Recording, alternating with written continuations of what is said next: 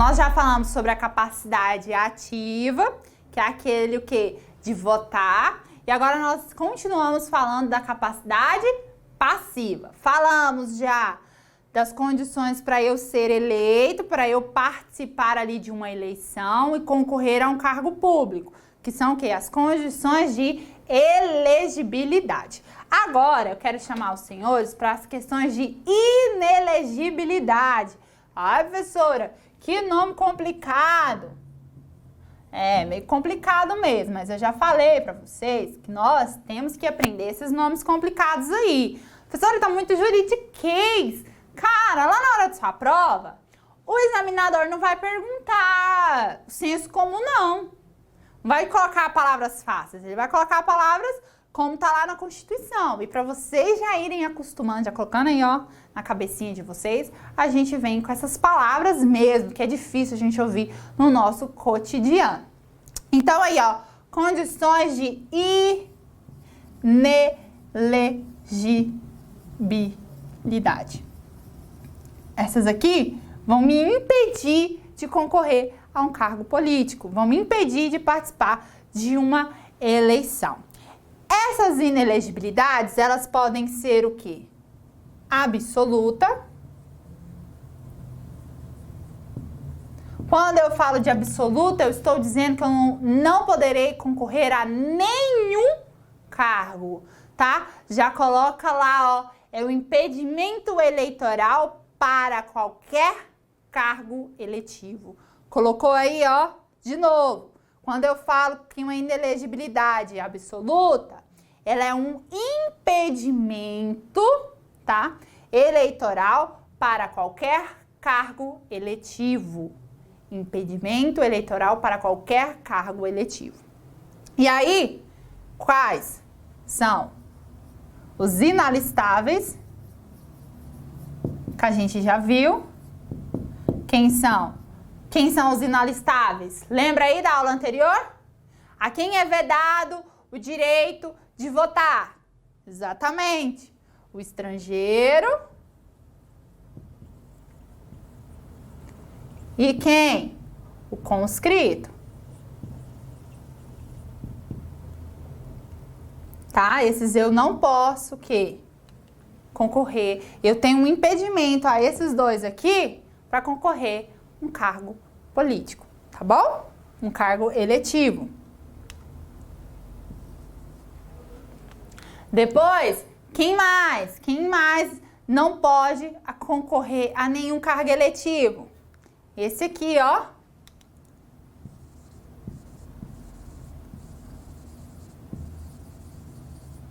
O analfabeto. Ué, professora, mas você falou que ele pode votar? É facultativo ele votar. Mas para concorrer a um cargo eletivo, ele não pode se eleger.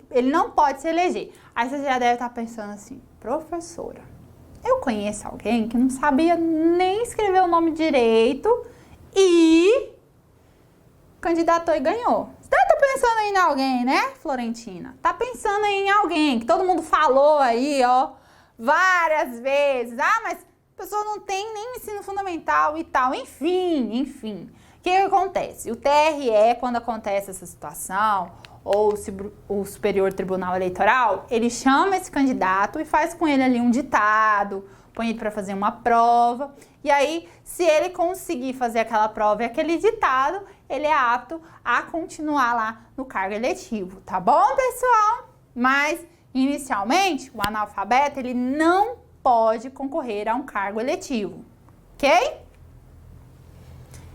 Mas cuidado com peguinhas de prova. O analfabeto, ele não tem capacidade passiva, mas ele tem facultativamente a capacidade ativa, ok? Tranquilos, decorem essa galera aí. E também, eu tenho a inelegibilidade relativa. E ela vai se dar em algumas situações. O que é? Eu tenho um impedimento, tá? Eu tenho um impedimento de exercer alguns cargos eletivos. Eu posso exercer alguns e não posso exercer outros. Por isso que eu falo que ela é relativa. A primeira situação está relacionada à função. Você vai ver aí que a Constituição vai vedar, essa aqui, ó, é para chefes do poder executivo, quem? Presidente, governador, prefeito, tá? Esses são vedados a ser reeleitos a terceiro mandato sucessivo, tá? Eu não posso me candidatar pela terceira vez para um cargo do poder, chefe do poder executivo. Um exemplo, para ficar bem claro aí na cabeça dos senhores. Sou prefeita aqui de Aparecida de Goiânia, né? Prefeita aqui de Aparecida. E aí, me candidatei a primeira vez, ganhei, me reelegi no segundo mandato, ok. O terceiro eu posso? Não. Isso a Constituição me proíbe. Mas eu posso me candidatar para outro, me eleger para outro cargo eletivo? Posso. Desde que não seja chefe do Poder Executivo. Eu não posso exercer aquele cargo pela terceira vez, sucessivo. Mas aí, eu me candidatei e ganhei a primeira vez. Me reelegi na segunda. Saí, esperei a próxima eleição, aí outra pessoa entrou no meu lugar. E na outra eleição, eu me candidatei. Posso? Posso. Eu não posso exercer esses três sucessivamente, mas eu posso exercer esses mandatos, o quê? Intercalados. Me candidatei a primeira vez, ganhei, me reelegi, saio. Espero passar aquele período e na próxima eleição eu me candidato e se eu ganhar, tudo bem. Aí eu fico lá, fico mais um próximo mandato se eu ganhar e aí eu saio, espero o prazo passar e entro de novo, tá? Essa aí pode. Depois, eu tenho o quê? A reflexa. Eu tenho uma inelegibilidade reflexa, tá? Determinados cargos, lembra? É um impedimento para exercer determinados cargos eletivos. Essa reflexa é em relação a parentesco.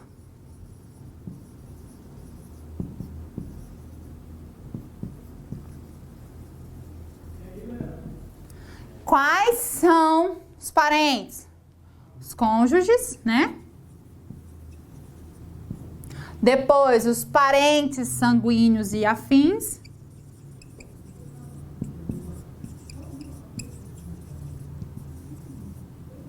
E afins de segundo grau, tá? Nesse caso aqui, também entra a questão da adoção. Esse cônjuge, esse parente consanguíneo aqui, ó, e essa adoção é relacionada a quem?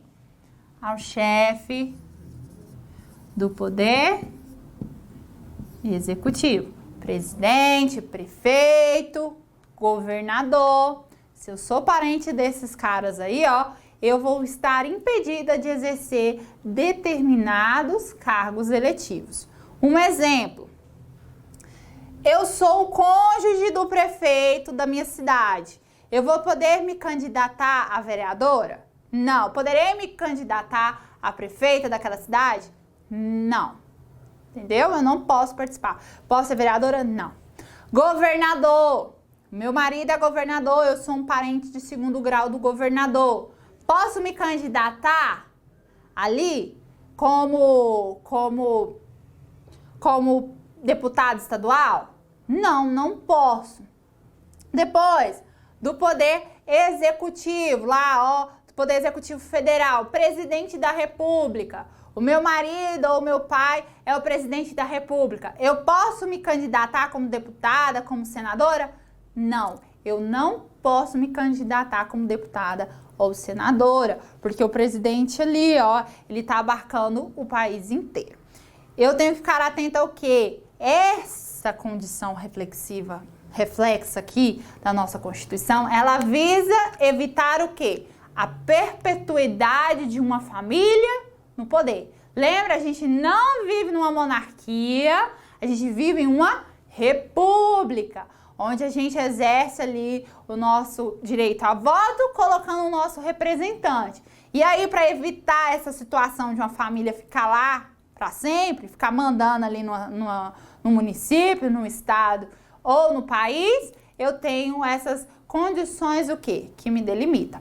Agora, se eu já for parte daquele cargo, se eu já exercer um cargo de senador, um cargo de deputado, um cargo de vereador, se eu já tenho aquele cargo e o meu parente é chefe do Poder Executivo, eu não perco aquele cargo, tá? Eu não preciso sair. Se eu já tenho aquele mandato eletivo, eu não saio, eu continuo ali, tá? E eu posso me reeleger sempre para aquele mesmo cargo.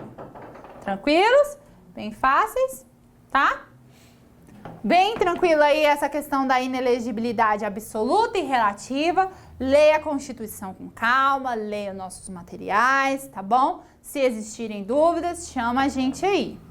Vou apagar. Professora, muito maravilhosa essa aula. Eu estou aprendendo muito. Eu fico muito feliz de você estar aprendendo isso aí. Vida, né, gente? Isso aqui é vida. Isso aqui é vida. Vida. Até para não ser tapeada aí por determinados candidatos, né? Ficar atentos ao que acontece na vida política do nosso país. E também, essa relação de inelegibilidade, nós queremos falar sobre os militares. Fiquem bem atentos aos militares, que existem algumas condições aí para eles exercerem um cargo eletivo. Qual? Para eles participarem de uma eleição. Quais são essas condições? Menos de 10 anos.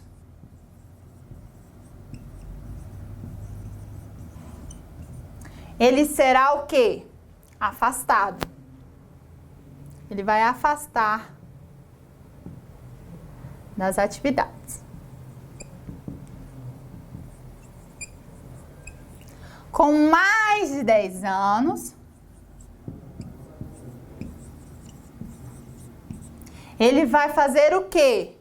Ele será agregado, viu? Ele vai ser agregado pela autoridade superior e se, importante aqui, ó, eleito, e se eleito, tá? Opa, essa vírgula não é aqui, essa vírgula é aqui. E se eleito, passará automaticamente para o quê? Para automaticamente no ato da diplomação, viu?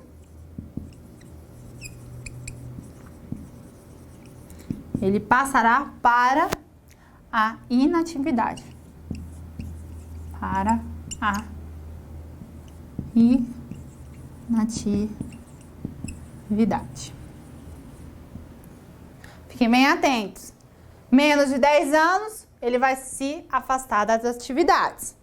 Mais de 10 anos, ele será agregado e, se eleito, passará automaticamente no ato da diplomação para a inatividade. Tenho que decorar, professora? Tem. Deve decorar isso aí, tá? Se cair na sua prova, é uma questão para você acertar.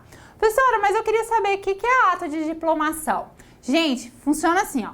Primeira coisa, eu faço o registro da minha candidatura. Aí tem lá aquele período que você vai assistir lá as propagandas eleitorais.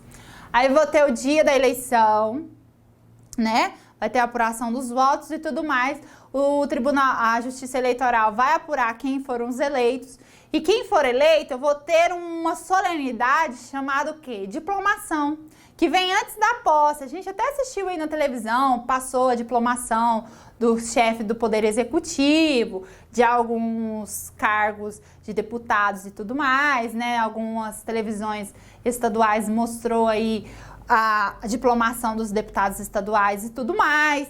Então, aquele ato lá, quando o candidato recebe um diploma, chama o quê? Diplomação. Depois da diplomação, eu tenho o quê? A posse, tá? Então, lá na diplomação, antes da posse, ele vai entrar o quê? Em inatividade. Cuidado, é no ato da diplomação, viu? Não é no dia da eleição e não é no dia da posse. É no ato o quê? Da diplomação, quando ele recebe o diploma. Tranquilos? Faça isso aí, gente. Não tem erro. Copiem para não errarem lá na hora da prova. Existem algumas situações em que eu serei privado dos meus direitos políticos. Eu vou ter a privação desses direitos. Ai, gente, tá feio aqui. Ficando um trem bagunçado, né? Depois vocês reclamam. Vamos arrumar aqui, professora. Paga o trem direito. É mais importante conversar, ensinar vocês que ficar pagando quadro, né? Vamos lá. Privação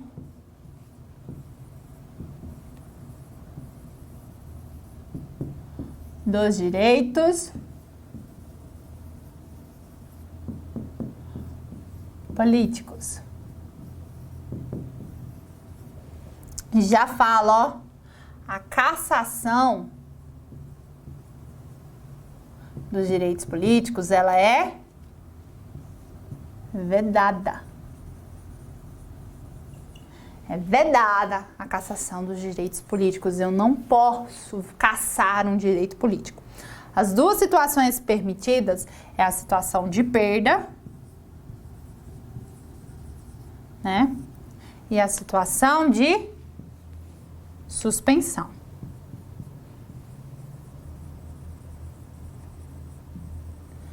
Essas são as duas permitidas por nossa Constituição Federal. Perda dos direitos políticos. Quando eu tenho o quê? O cancelamento da naturalização, viu?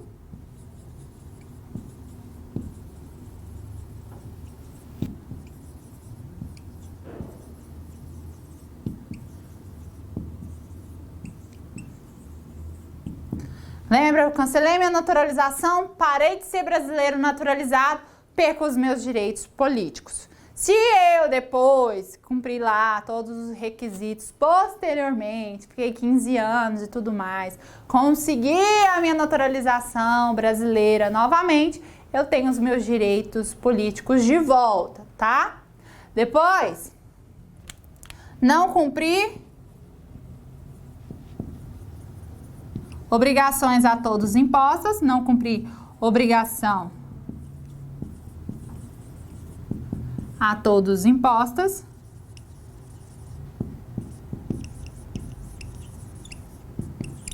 Ou não cumprir a prestação alternativa. Tem uma obrigação lá que é imposta a todos. Eu não cumpri ela. Aí eu tinha uma prestação alternativa lá naquela situação, eu também não cumpri. Eu vou ter o quê? A minha sanção vai ser o quê? Perder os meus direitos políticos. Quando eu recebo meus direitos políticos de volta? Quando ou eu cumpri essa prestação a todos os impostos ou eu cumpri a prestação alternativa. Beleza? E aí, em caso da suspensão, a suspensão está em relação à incapacidade. Eu vou até trocar aqui, que meu canetão tá acabando, né? Incapacidade civil absoluta. E essa aqui eu já chamo a atenção de vocês. Ela continua aí na nossa Constituição, mas houve uma modificação da legislação brasileira em relação à capacidade civil absoluta. A única pessoa lá no nosso Código Civil que tem a incapacidade civil absoluta é quem? Os menores de 16 anos. Eles são os absolutamente incapazes. E aí a gente viu aí que o quê? Menor de 16 não vota. então não vai fazer diferente. Isso aqui estava relacionado às pessoas deficientes, que tinham algum problema mental e tudo mais, que o nosso Código Civil trazia. Mas houve uma modificação no nosso código e essas pessoas com deficiências e com problemas mentais e tudo mais, elas passaram o quê? Para a capacidade civil relativa. Então, elas não estão abarcadas aqui na incapacidade civil absoluta. Depois eu tenho quem? A condenação penal.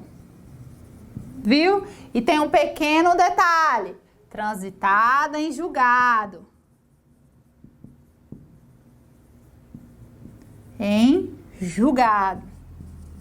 Isso aqui, gente, serve tanto para crime como para contravenção penal.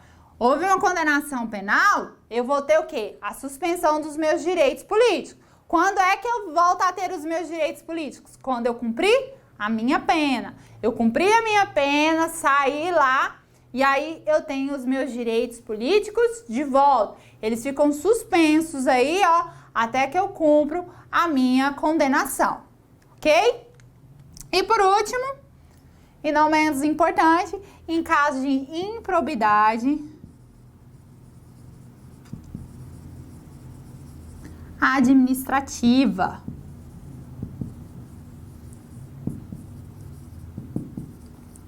Tá? Caso de improbidade administrativa, a gente vai ver lá no artigo 37, parágrafo 4º da nossa Constituição Federal, falando sobre improbidade administrativa. Ela é causada quando eu faço o quê? Quando eu enriqueço ilicitamente, quando eu causo um prejuízo ao erário, quando eu violo os princípios da administração pública, tá? E aí eu tenho uma ação civil pública lá ajuizada pelo Ministério Público, e nessa ação de improbidade administrativa ali, o que acontece? Eu sou condenada, eles me condenam àquele crime, aquela conduta, né, de improbidade administrativa, e lá na minha sentença vai vir o período que eu estarei o quê? Com os meus direitos políticos suspensos, tá? Detalhe muito importante. Quando eu falo de condenação penal transitada em julgado, esse prazo de suspensão não precisa vir escrito na minha sentença, tá? Aqui não precisa vir na minha sentença. Já em caso de improbidade administrativa, tem que vir ali o período que os meus direitos políticos estarão suspensos. Bem fácil, viu, galera? Vocês têm que ficar muito atentos a isso aqui. Fazer essa diferenciação quando se dá a perda e quando se dá a suspensão dos direitos políticos, ok? E pra gente finalizar, deixa eu dar uma afastada aqui, copia, né? Pra gente finalizar aí os direitos políticos com chave de ouro. Agora vocês entendem como é que funciona a vida política no nosso país, como se dá essa participação popular. Não vai ficar apenas só recitando, nós somos um Estado democrático de direito e tal, mas o que é uma democracia? Agora você sabe como ela é exercida e tudo mais, né? Espero. Estou muito feliz que você esteja aprendendo, até para pôr em prática na sua vida diária. Para a gente finalizar direitos políticos, abre seu artigo 16 aí, que você vai ver o princípio da anterioridade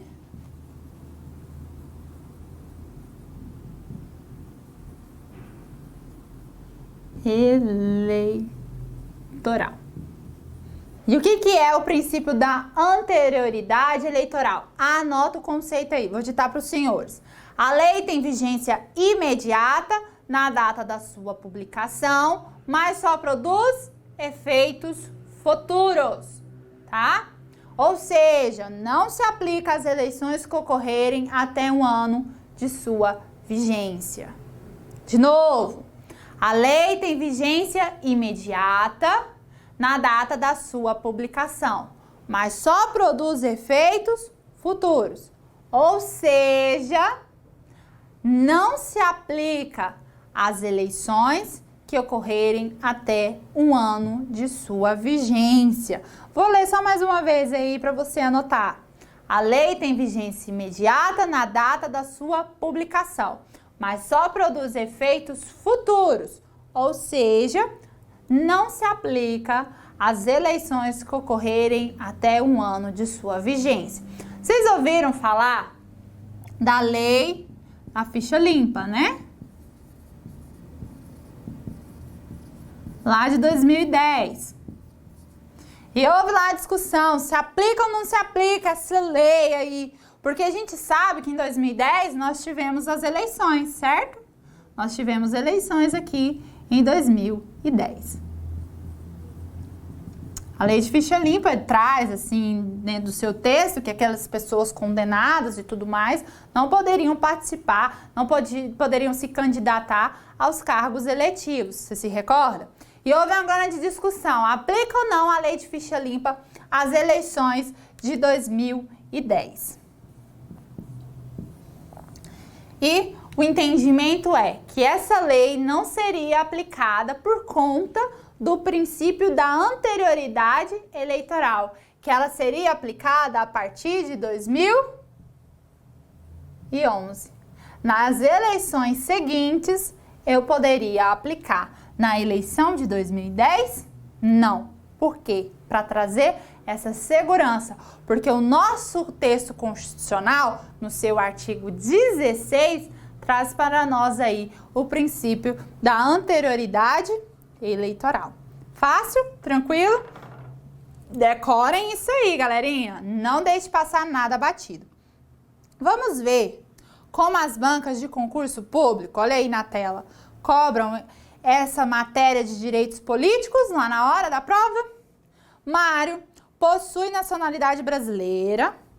Tem, ó, vamos começar a marcar. Direito político é bom marcar. Vamos lá, ó. Vou até pegar o marca-texto aqui. Mário possui nacionalidade brasileira, tem 21 anos. Está em pleno exercício dos seus direitos políticos. Possui domicílio eleitoral na circunscrição e é alfabetizado. Ele deseja se candidatar a um cargo político nas eleições futuras. Considerando a situação hipotética, gente, não vai viajar na maionese, não. Ah, mas isso e aquilo, se ele for parente de fulano. Não. Fiquem atentos a quem? Aos limites que o enunciado traz para vocês. Situação hipotética disposto na Constituição Federal. É correto afirmar que Mário possui a idade mínima requerida para os cargos de deputado federal, deputado estadual, distrital, prefeito, vice-prefeito e juiz de paz. Ou seja, está falando aqui dos 21 anos. Vamos ver as outras alternativas. Mário não possui a idade mínima exigida para o cargo de deputado estadual? Possui. Qual que é a idade mínima? 21 anos. C. A Constituição Federal não elenca o alistamento eleitoral como condição de elegibilidade. Lembra, eu falei para os senhores, ela elenca sim, tá? Tá lá escrito na nossa Constituição que eu preciso o quê? Do alistamento eleitoral. Ótimo. Letra D. Então, a letra C não é, a letra B também não é. Letra D. Ainda que Mário fosse analfabeto, ele poderia concorrer a cargo de senador. Ih, gente, analfabeto, ele pode o quê? Votar facultativamente, mas ser votado não, então já corta ele. Ele é inelegível. Mário não possui idade mínima exigida para o cargo de presidente da República, certo? Porque é o quê? 35 anos. Mas possui idade necessária para tornar-se senador? Também não, essa questão está errada a partir dessa segunda parte aí. Para ser senador, eu preciso ter o quê? 35 anos. Então, a resposta correta aqui é qual? A letra A. Mário possui a idade mínima requerida para os cargos de deputado federal, deputado estadual ou distrital, prefeito, vice-prefeito e juiz de paz. Muito tranquila a questão, viu aí? Que abarcou tudo aquilo ali que nós aprendemos sobre capacidade passiva. Vamos continuar. 2 aí pra gente finalizar. A respeito dos direitos políticos do militar, ó, militar, viu, galera? Militar. Assinale a alternativa correta. O militar alistável é inelegível quando afastar-se da atividade antes da eleição. Não, pessoal, a gente já viu lá na nossa Constituição quais são as condições do militar. Essa condição tá lá? Não tá. O militar é inalistável e inelegível. Não. O militar lá, se ele não tiver no serviço militar obrigatório, ele pode se alistar. Ele só não pode se alistar se ele for conscrito, tá? E ele pode sim se candidatar a um cargo eletivo desde que ele preencha as condições. C. O militar, se eleito, passará automaticamente para o trabalho interno? Não, pessoal. Na nossa Constituição traz outra condição. D. O militar alistável é elegível. Opa, tá certo até aí. Devendo-se afastar-se da atividade se contar com menos de 10 anos de serviço. Opa, vamos ver essa última alternativa, letra E? O militar é alistável, mas inelegível. E não, gente, que já tá errado. Vou nem continuar. Então, a resposta correta dessa daí, ó, como a gente já viu, é qual? A letra D. O militar alistável é elegível, devendo afastar-se da atividade se contar com menos de 10 anos de serviço. Muito fácil, muito tranquilo, direitos políticos. Pega o material, faça a revisão, resolvam exercícios. Se isso cair na prova de vocês, é matéria para vocês acertarem. Tá vendo? Constitucional é muito fácil de você gabaritar as questões que são apresentadas para vocês. Viu, pessoal? Obrigado pelo carinho, por estar aqui comigo. Façam a sua parte também aí, né, na hora dos estudos, que eu quero estar lá na sua formatura, eu quero receber a sua mensagem falando: professora, passei. Tá bom? Forte abraço, um beijo e a gente se vê na próxima. Tchau!